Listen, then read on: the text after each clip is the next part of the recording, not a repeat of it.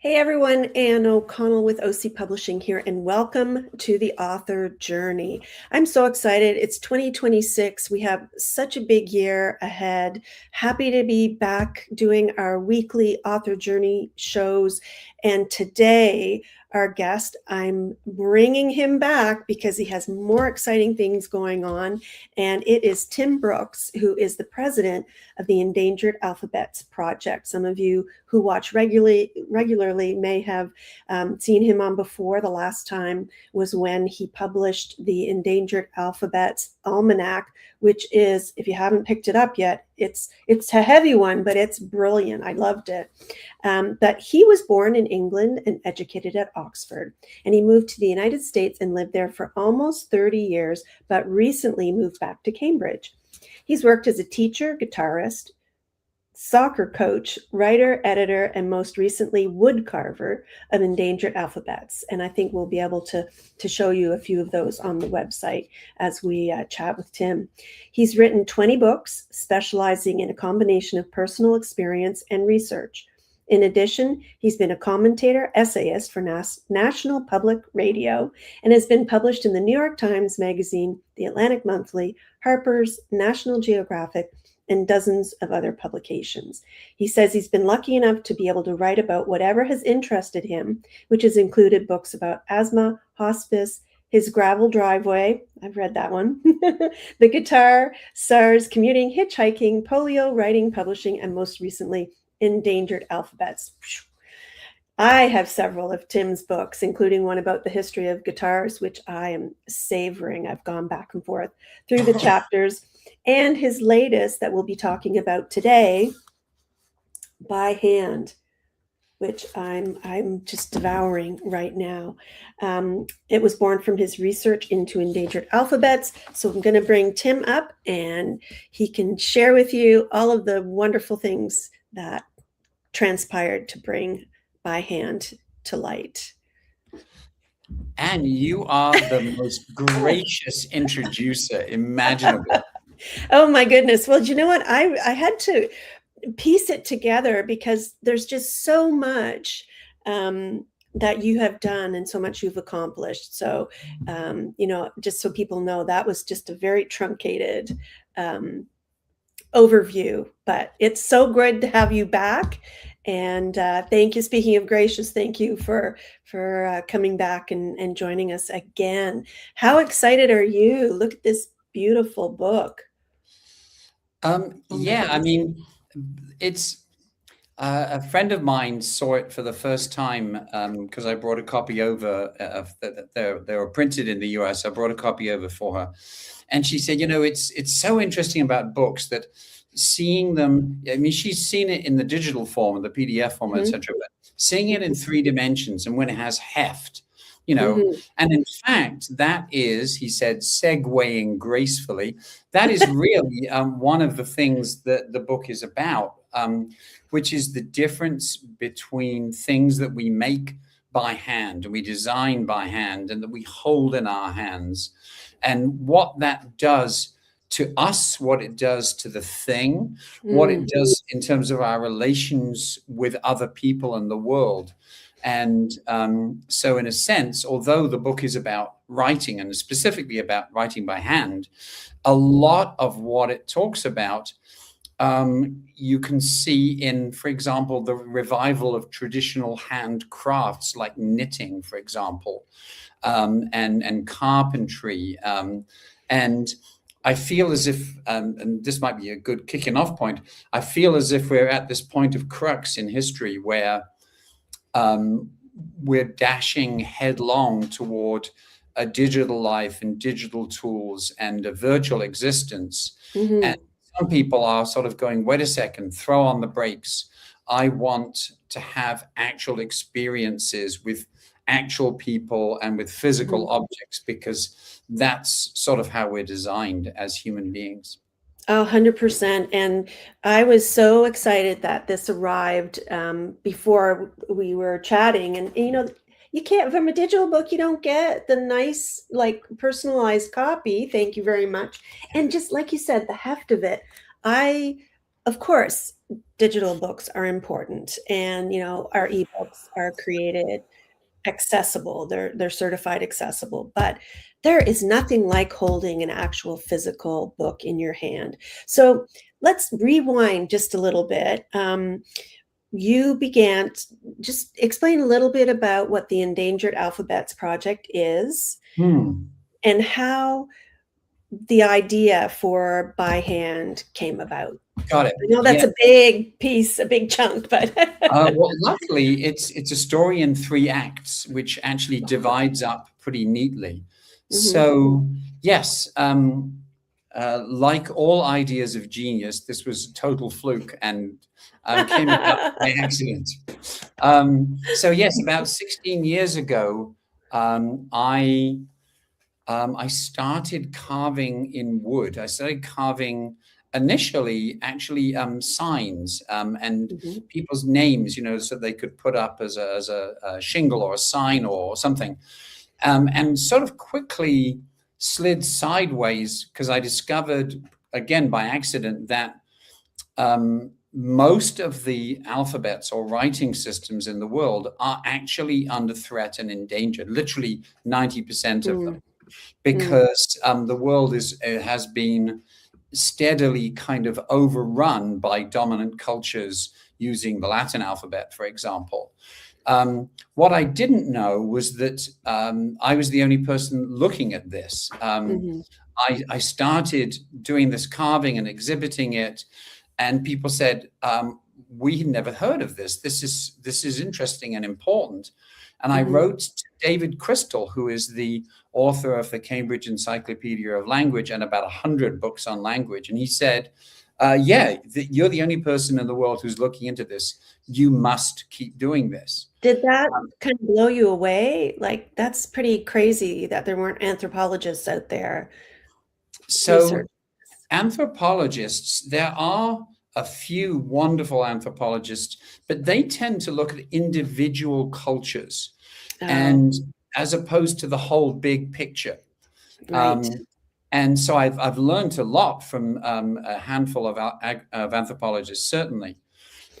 So the first phase, as I told you, is in 3 acts. The first act was really just exploring virtually around the world to find out what was out there. I discovered, Mhm. for example, there was no spreadsheet. There was no resource that said, these are all the scripts that are in use in the world. And so I thought, I've Wow. got to create that.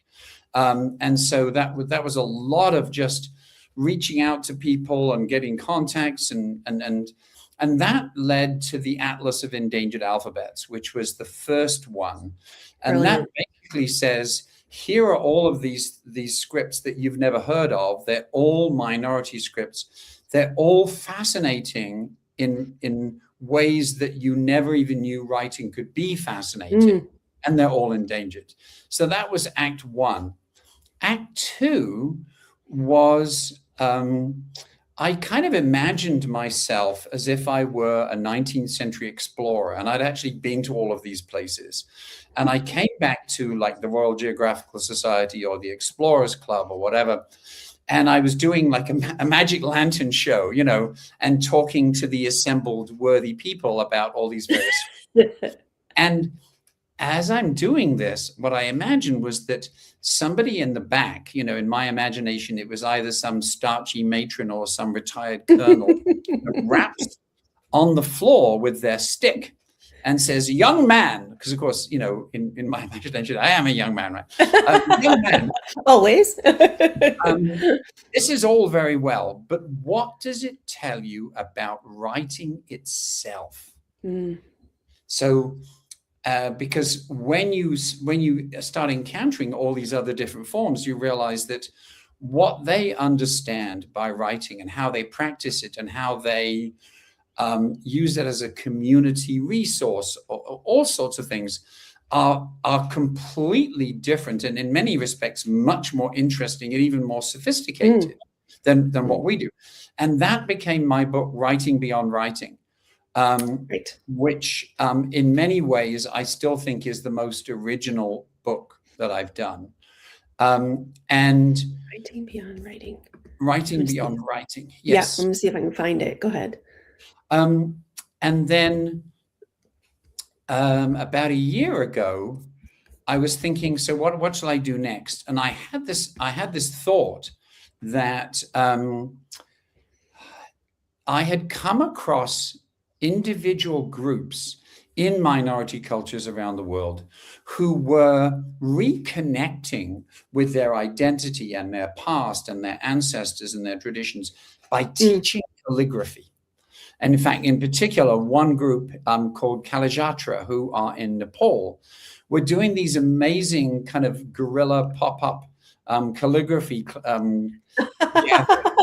I love that. And didn't they have to do it secretly? So not exactly. Okay. They certainly weren't supported officially, but their scripts had in fact been banned for the Nepali scripts for 100 years. Anybody who was found writing in one of them could be arrested and have all their property confiscated. So that strict ban had ended, but nobody was using them, even though they could see them on the walls of the temples. No one could read them. Anyway, so I thought this is really interesting. I'll do a book about endangered alphabet calligraphy and how the two really support each other.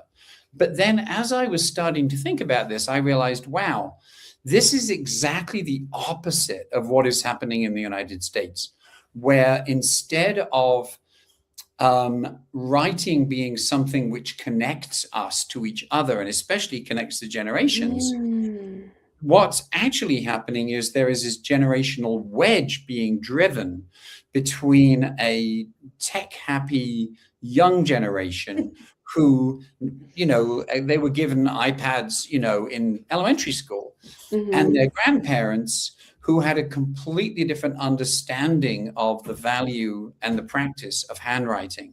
And I thought this is actually really important. And so the book really became, again, I love books that are about questions.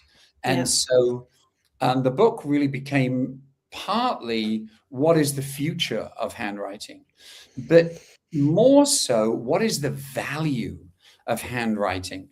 What does it do to you as a writer to write by hand that doesn't happen if you're using, mechanical devices and digital tools and stuff like that? And I have again, many friends who write out the longhand, and I know do tell what it does when you are writing longhand instead of just on a keyboard. Yes. So one of the fascinating things about handwriting is that it's one of those great subjects for a writer in that it's under your nose and yet it's under the radar. And when I started giving talks about this, people were absolutely fascinated because they would say over and over again, I never thought about this. And so I've done all kinds of different kind of exercises and workshops, and most of them are about getting people to be aware of and to think about something which they've been doing all their lives, but have never really paid attention to. And that's one of my favorite subjects always. Well, and you also talk about when I first read about by hand, I had made the assumption that the entire book was written in script. So that was something you considered, but share that process. Yes, I will. In fact, if I can disappear off camera just for a second, I will produce you a piece of evidence. Oh, thank you. Yes. So, yes, originally I thought, boy, if I'm going to do this, right, if I'm going to do this, I need to be able to understand what it is I'm writing about. And I can only do that from the inside. If I am recommending to people that they should start writing by hand again, I need to know what that actually involves and what are the challenges and what are the benefits, etc. So what I did was to get a moleskin. As you can see, this is my I love it. because when you That's your keep a filing journal, system. yes, when you keep a journal, there isn't an automatic organization to it. So so I started out not even sure what I was going to write with. I tried pencil, I tried ballpoint, I tried a very cheap calligraphy pen, I tried these various felt tip pens, and all of that was really interesting. So I couldn't understand why my writing became much more fluent and cursive if I were writing in pencil. But if I were writing in pen, and especially in ballpoint, it would start to be, I'm just taking notes, scribble, scribble kind of thing. And the other Interesting. thing that happened was that as I started thinking, okay, I need to write this so it can be photo reproduced and printed in manuscript form, I came across this issue of shame. So the first chapter is called Shame. And I have to tell you, when I was interviewing people and just having conversations in those early days, virtually everybody I talked to was ashamed of their handwriting. And they would say, oh, yeah, I have terrible handwriting and this, that, and the other. And that got to me so badly that if I were just writing in my journal, then all kinds of wonderful things would happen. But I bought some very expensive Japanese paper and I was going to write on this. And then we were going to scan and photograph that. And my hand would just freeze. Cramp. It wasn't cramp. It was, no, it was fear of making a mistake. Oh, on this very beautiful paper that you didn't want to ruin. But also that I didn't have any confidence that my handwriting was such that everybody would be able to read it. I had a voice in my head that was saying, not all the letters are the same height, and these letters are going below the line. It was extraordinarily stressful. And in fact, I actually wound up in the hospital. I started having these panic attack symptoms. No, oh no. And writing is supposed to be pleasurable, right? Right. And it was, as long as I didn't think this is the kind of the final product visually. And so about halfway through, my art director, wonderful guy, Alec Julian, said, you know what? I don't think we can do this in this fashion. I think you should write it by hand and then, we'll transcribe it and we'll typeset in the usual fashion. And that turned out, I thought that was cheating, but it turned out to be the best of both worlds, because I now have these journals, and we can talk a little bit about how writing in a journal changes how you think and what you do, and it changes your health.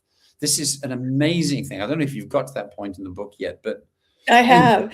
Yeah. And I have to tell you, I have a new thank you very much for putting a name to the things that I do when I'm writing in a journal or a notebook. I have cognitive dimensionality. I love making up these pompous phrases. Thank you. Yes, thank you very much. So, and it's basically adding bits and pieces, in your words, to the margins and gutters, jottings and doodles. So explain what that means. Cognitive dimensionality, right. So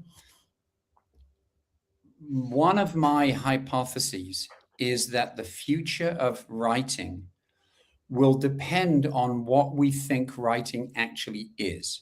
If we think of writing as a technology, then we think of it in terms of, oh, we can improve that technology. We can invent various things that will make it quicker or faster or whatever. Let's do it as quick as we can. Right. But what that does is it actually means you think much less about what you're doing. In fact, you try and think as little as possible. If you think of writing as being a manual act and a manual art, Mhm. which is an opportunity for you to reach into yourself and offer something of yourself to other Mhm. people, then Mhm. all of a sudden that changes completely. And the Mhm. cognitive dimensionality thing is that we're used to seeing writing as in printing form. In other words, there's all these equally spaced horizontal lines, all the letters, each G is identical to all the other letters there. Mhm. And it promotes the idea that thinking is linear. But actually, good thinking, really interesting thinking, is anything but linear. Mhm. And so if you allow yourself a page with different dimensions, you're adding notes, you're doing post-its, you're writing in the gutters, etc., you're encouraging yourself to think where you kind of Free go thinking. this, and you say, oh, and that, and of Mhm. course, it's over here. And if you're trying to simply say, I'm going to write from A to B to C, then many of those things, even if they occur to you, strike you as being digressions or irrelevancies, whereas in Right. fact, they are the thing that your mind is bringing to you that Mhm. is original. And that's what makes it more interesting and unique, and I wanna give a shout out to the folks who are watching, and we have a viewer from Calgary, friend and fellow author Lana Shoup, and, a brilliant editor who, is also part of my team, Marianne Ward, and she's saying, "This is fascinating, where can we find your books?" So let's share that, but then we can also remind people a bit later. Okay. But Yes, the easiest place to find my books is when you go to endangeredalphabets.com. There is a shop tab, and the shop tab has links to By Hand and Writing Beyond Writing, and some of my others like Endangered Alphabets Sudoku, which is a story in itself. Um, but I love that. I gave that to my niece for Christmas, and she was absolutely tickled. She's a big, wonderful. yeah, yep. I'm gonna So show yeah, that tab here in a second, and okay. then, she also asked, oh, she shares her feeling of shame, why she owns several beautiful notebooks that she's never written in. Yes, exactly. Which Uh-huh. raises this really interesting question. Mhm. What were you thinking when you bought them? And that isn't like, oh, what was I thinking? Smack yourself on the Right, forehead. That right. was, you had an intention of something that you believed you could get from the act of writing. Right. But something prevented you from going that extra step. And I have to say, writing this book by hand really made me go through a lot of changes in terms of what I thought I was doing when I was writing. So Mhm, you mentioned that your friends and colleagues here are writers and editors and all this kind of mhm. thing. So my handwriting was okay until I became a writer, and then the next, 30 years, everything is on a keyboard. Or if, Yeah, like me, some of what you do is journalism, then, you're just trying to scribble, you're just trying to get facts. stuff down. Yeah. And I spent most of the time I was writing this book trying to get to a place where my writing was drawing on the best of what I had to offer. And I sort of came up with this mantra towards the end, where before I began writing, I would say to myself, respect the pen, Mm, respect the paper, respect the thought, respect the reader. And I realized that I had never thought consciously mm, about writing in those terms. And so what you're really doing is you're just siphoning off a little of yourself, mm. to one side. People say, but shouldn't you be writing like whatever comes off the top of your head? And I say, if you write what comes off the top of your head, people get verbal dandruff. That's all it. Yeah, but that I mean, that can be edited, and it's interesting because one of the very early parts of the book, I had to write down this quote from you, and you said, "I've been a writer for more than 40 years and have never felt so uncertain, so naked." And, Yeah. I interview a lot of writers, and being a writer myself, it doesn't matter how many times you sit down and put pen to paper, there's still that doubt, right? And there's still, and this is, you were, you know, entering something totally new and different. You know what I mean? There were probably some commonalities from your processes over the years, but this, you really took a chance when you jumped into Yes. this. This was the most subjective book I've ever written and the most emotionally challenging. Because what I was specifically talking about in that quote that you came up with Mm, um, is that when we look at our own handwriting, we judge ourselves by what we think handwriting should be like.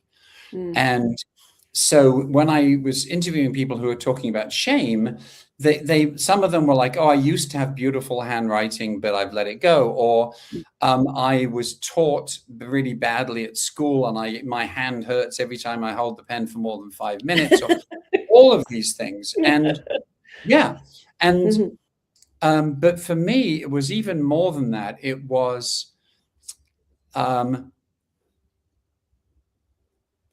I am a little unusual, and certainly statistically, I'm unusual. If you put me up on a public stage and I'm doing public speaking, I'm like, right, this I'm now in my element. I'm going to rock and yeah, roll. And some people are just petrified of that, right?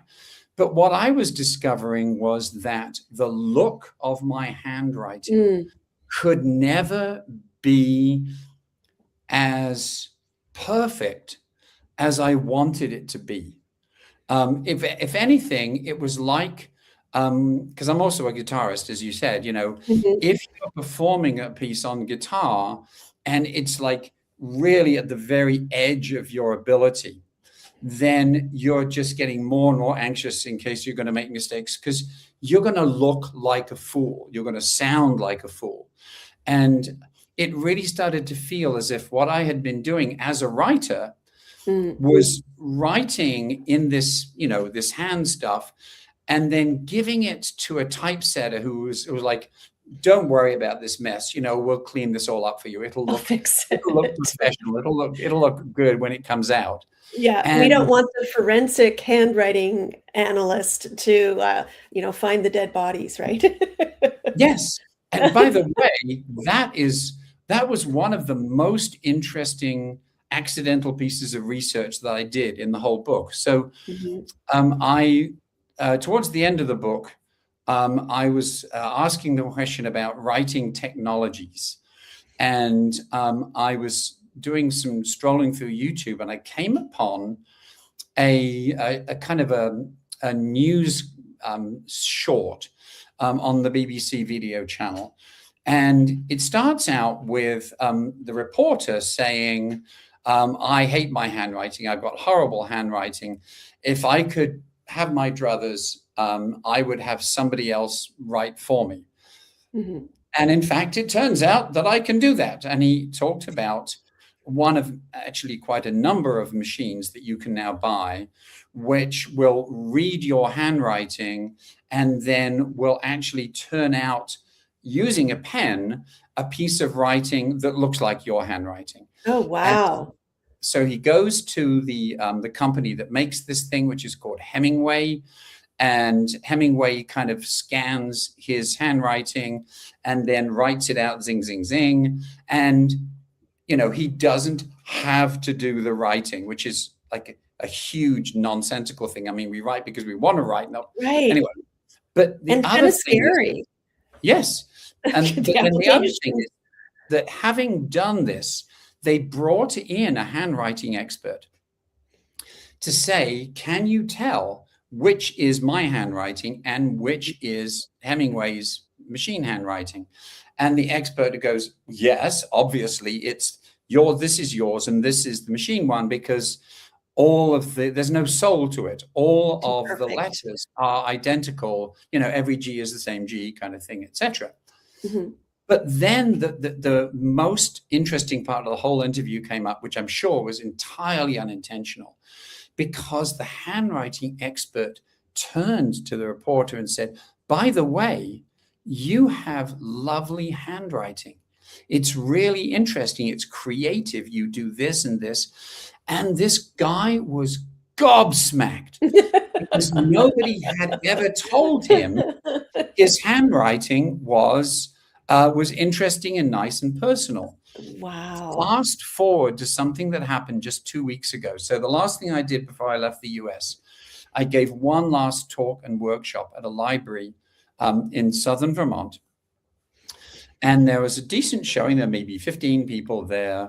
And everybody started out by confessing, oh, I have terrible handwriting. I have lousy handwriting. You can't read my handwriting, all this kind of thing. And there was a general atmosphere of kind of gloom. And so I started doing the talk, and then I did this exercise where I had everybody write one word. Mm-hmm. And then I said, right, now look at each other's writing and see what you think. And what was fascinating was that the mood changed completely, because instead of them judging themselves, they're now looking at the fact that everybody's handwriting is different, and it is their own. This is their own writing, which is the expression of their accumulated life experience. Yeah. And they may have done it more hastily or more carefully, but it's their own. Mm-hmm. And the conversation immediately sprang up, and people were like, oh, you do your L like this. I used to do my L like this, but then I couldn't stop them. I had to minutes because they were having so much fun. I love that. Do you know now what? looking Go ahead. at writing from this different point of view. Isn't that I can't believe that we're already at our time, but I just wanted to share as I've been reading, I have a new journal. It's a beautiful journal. It's got, beautiful gold on it. It was given to me by a dear friend, and it's going to be my Act 3 journal. And from this interview and from reading this book, I'm going to write slowly, intentionally. Yep. But I'm going to show you, I remembered when I was a kid, the kind of signature I had. And this is kind of funny. Look at that. I've reproduced the one on the bottom is when I was a kid. The one on the top doesn't connect as much. And that's one of the things that in the book it talks about. So before we go, Tim, my goodness, we're going to have you back. I wanted to get you to tell people about the book club, the By the Hand book club that you've just recently started, and how can people join and learn more? Great. Yes. So there are so many ideas, and they're all, as I said, just like this is right under our noses, and we never thought about it, that I decided I was going to start a by hand book club. So we are meeting every Sunday at noon Eastern time. And so if you go to endangeredalphabets.com and you click on the blog link, it's like the second or third, the blog tab. It's like the second or third item right there. Actually, I think you've scrolled down beyond it. It's a little bit. Did I? Yes, there it is. Yeah, okay. Club. There we go. And we had our first meeting Sunday, a couple of days ago, and it was fabulous.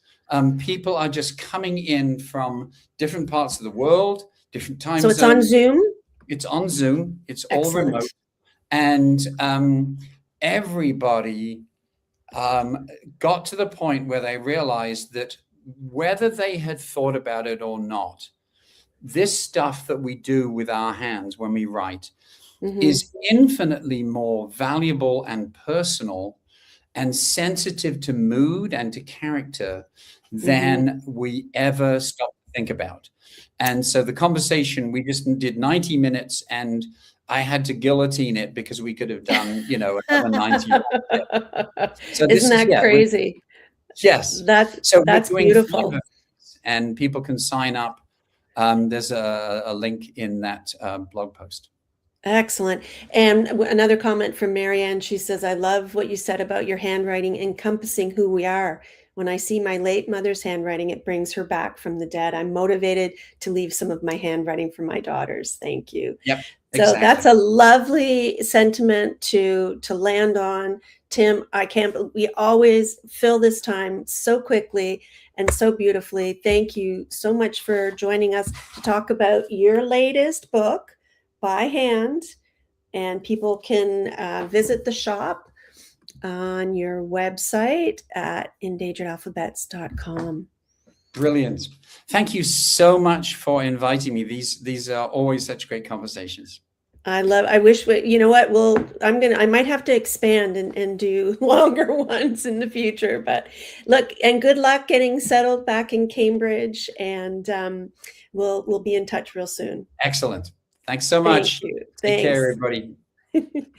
And thank you all for joining us on the author journey today. I'm Ann O'Connell with OC Publishing. I hope you're reading something really good. And if you're an author, you're writing your next bestseller. So we'll see you next time on the author journey. Bye for now.